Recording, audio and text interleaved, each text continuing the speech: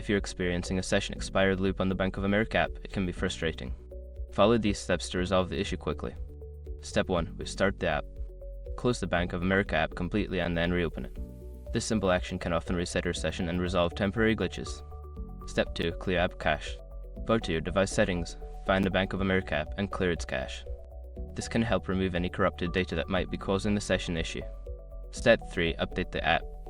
Check for any available updates for the Bank of America app in your device's app store. Keeping the app updated ensures you have the latest features and bug fixes. Step 4. Check your internet connection. Make sure you have a stable internet connection. Switch between Wi-Fi and mobile data to see if the issue persists, as a weak connection can lead to session problems. Step 5. Reinstall the app. If the problem continues, uninstall the Bank of America app and then reinstall it. This can help resolve any deeper issues with the app itself. By following these steps, you should be able to fix the session expired loop and regain access to your banking services. If the problem persists, consider reaching out to Bank of America's customer support for further assistance.